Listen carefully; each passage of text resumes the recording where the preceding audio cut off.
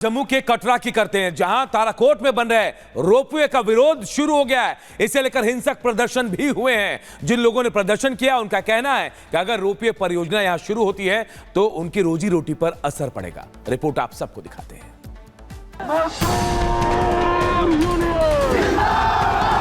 आज हमारा करना है। ये पत्थर यहाँ पर दो पत्थर। माता वैष्णो देवी रोपवे प्रोजेक्ट को लेकर जम्मू कश्मीर में जमकर हंगामा बरपा है। प्रस्तावित प्रोजेक्ट के खिलाफ स्थानीय लोगों का गुस्सा सड़कों पर भी फूट रहा है। आज भी सैकड़ों की संख्या में लोगों ने सड़कों पर उतरकर इस प्रोजेक्ट के खिलाफ जमकर नारेबाजी की और खूब हंगामा किया। उग्र भीड़ ने पुलिस पर पथराव करने के साथ साथ प्रशासन की गाड़ियों को घेर कर नारेबाजी भी की, जिसमें कुछ लोगों के घायल होने की भी खबर है। यहाँ पे पिछले 3 दिन से ये लोग प्रोटेस्ट कर रहे हैं, ठीक है, उसको हम हैंडल कर रहे थे। अभी उन्होंने कुछ इनके साथ कुछ लोग होंगे जिन्होंने पथराव हमारे पुलिस कर्मियों पे किया। So we are now trying to handle this situation और अफसर और talking to them, they realised hopefully something will be. घंटों मशक्कत के बाद पुलिस ने समझा बुझाकर मामले को शांत करवाया है। आपको बता दें, रोपवे प्रोजेक्ट के खिलाफ जम्मू कश्मीर में बीते 4 दिनों से स्थानीय लोगों की हड़ताल जारी है। 22 नवंबर से शुरू हुए इस हड़ताल में स्थानीय लोगों के साथ साथ कटरा के टट्टू और पालकी मालिक भी शामिल हैं। प्रदर्शनकारियों ने इसके पहले उपजिलाधिकारी के कार्यालय के सामने भी प्रदर्शन किया था। हालांकि अब इस हड़ताल का व्यापक असर भी यात्रा पर दिखने लगा है। इस हड़ताल का सबसे ज्यादा असर बुजुर्ग महिलाओं और बच्चों पर पड़ा है, जिन्हें यात्रा पूरी करने के लिए ना तो घोड़ा मिल रहा है और ना ही पिट्ठू के साथ साथ ना ही पालकी। प्रदर्शनकारियों का आरोप है कि जब प्रोजेक्ट बनाया गया था तब श्राइन बोर्ड ने दावा किया था कि सभी वर्गों को साथ लेकर प्रोजेक्ट पर काम किया जाएगा, लेकिन अब जबकि प्रोजेक्ट पर काम शुरू हो गया है तो उन लोगों से बातचीत नहीं की गई। वहीं श्राइन बोर्ड का दावा है कि यात्रियों की सुरक्षा को देखते हुए श्राइन बोर्ड ने प्रोजेक्ट शुरू किया है, जिसका सबसे ज्यादा फायदा बुजुर्गों, महिलाओं और बच्चों के साथ साथ विकलांगों को होगा।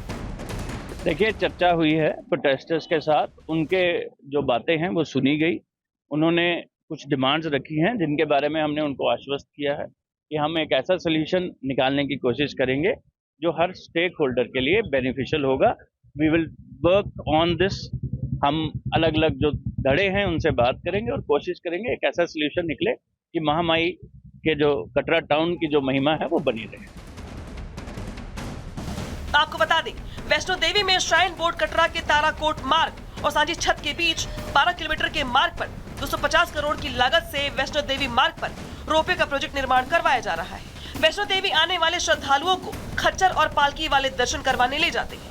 यही उनकी कमाई का जरिया भी है, लिहाजा स्थानीय लोग इस प्रोजेक्ट का जमकर विरोध कर रहे हैं। हालांकि प्रशासन और स्थानीय लोगों के बीच प्रोजेक्ट को लेकर शुरू हुआ ये गतिरोध कैसे खत्म होगा, ये सवाल बना हुआ है। Bureau report, Republic Bharat. और चलिए बात करते हैं कानपुर की, जहां से लुटेरी दुल्हन का खुलासा हुआ है। ये लुटेरी दुल्हन टारगेट करती थी अफसर को, सरकारी कर्मचारियों को। किस तरीके से इस गैंग का संचालन हो रहा था, दिखाते रिपोर्ट के जरिए।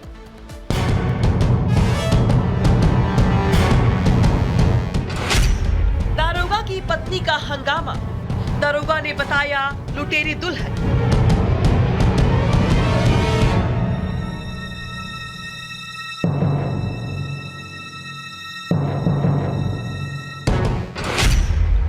पति पत्नी की लड़ाई, दारोगा ने गुहार लगाई।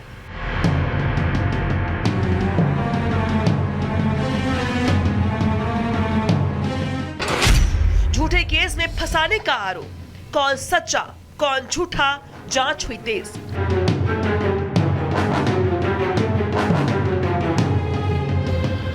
ये तस्वीर यूपी के कानपुर की है, जहां दूसरों को इंसाफ दिलाने वाला खुद इंसाफ की मांग कर रहा है।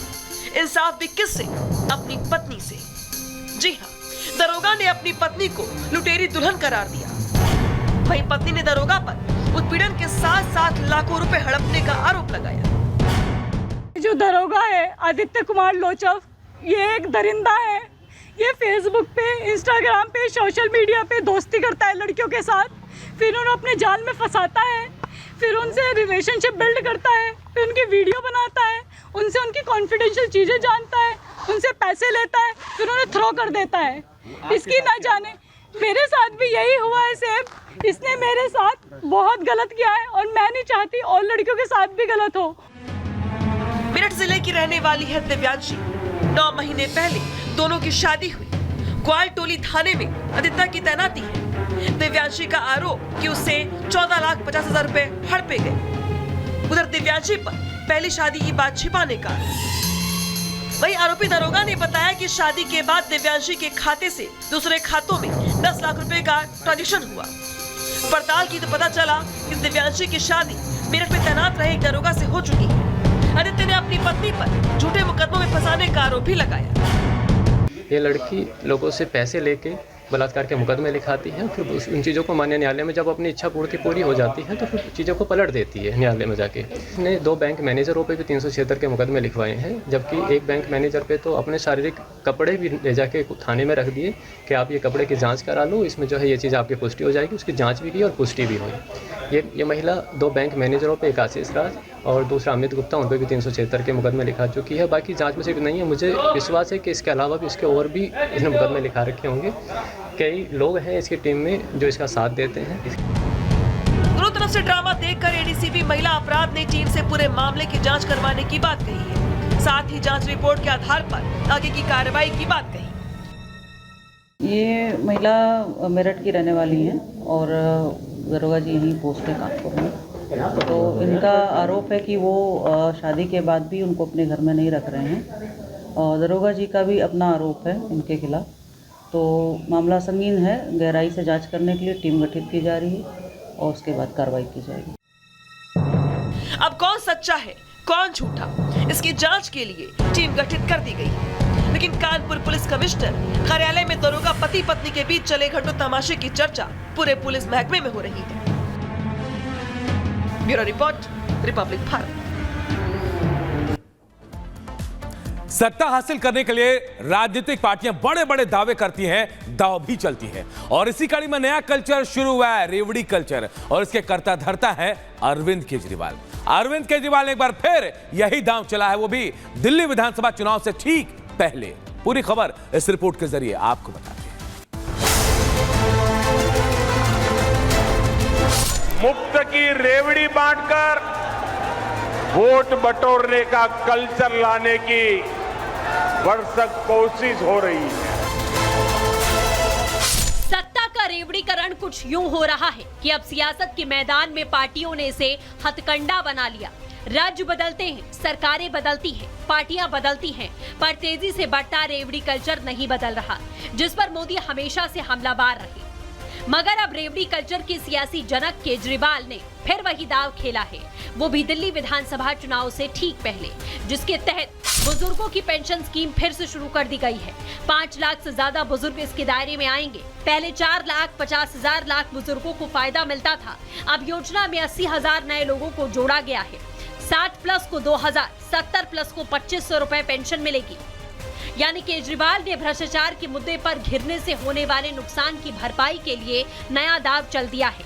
कई महीने तक जब मैं जेल में था तो कई महीने तक उन्होंने बुजुर्गों की पेंशन रोक दी, मुझे बहुत तकलीफ हुई और बाहर आने के बाद सबसे पहले उनकी रुकी हुई पेंशन चालू कराई और नई पेंशन अब हम लोगों ने लगवाई है। ये सब वो बुजुर्ग हैं जिनके आशीर्वाद से मैं बाहर आया हूँ। दिल्ली में फरवरी में चुनाव हो सकते हैं, यानी 3 महीने से भी कम वक्त बचा है। ऐसे में आम आदमी पार्टी ने अपनी यूएसपी माने जाने वाली रेवड़ी सियासत को ही प्रचार का एजेंडा बना लिया। केजरीवाल की पार्टी ने इसके लिए बकायदा रेवड़ी पर चर्चा नाम से अभियान की शुरुआत कर दी, जिसमें वो मुफ्त बिजली, पानी, शिक्षा, स्वास्थ्य, बस यात्रा के बारे में लोगों को बताएंगे। लेकिन विपक्ष ने आपको आड़े हाथों ले लिया। हम जनता को ये बता रहे हैं कि दिल्ली में हमने काम तो बहुत सारे किए। मोटे मोटे तौर पे 6 मुफ्त की रेवड़ी हमने दिल्ली के लोगों को दी है। ये जो रेवड़ी बांटने की कल्चर है, ये दिल्ली वाले अब समझ चुके हैं। अब दिल्ली वाले इनकी झूठ की रेवड़ियों के अंदर आने वाले नहीं। इनकी नीयत नहीं है देने की, क्योंकि अभी बहानेबाजी चलेगी। अभी कहीं राज्यपाल महोदय का बहाना बनाएंगे, कहीं किसी और का बहाना बनाएंगे। तो दिल्ली की जनता अब इनको जान चुकी है। दिल्ली चुनाव में इस बार मुद्दों की गूंज है, मुकाबला त्रिकोणीय होगा। ऐसे में क्या जेल से निकले केजरीवाल फिर सीएम हाउस की एंट्री कर पाएंगे? रेवड़ी का दाव क्या उन्हें जिता पाएगा चुनाव? Bureau report, Republic.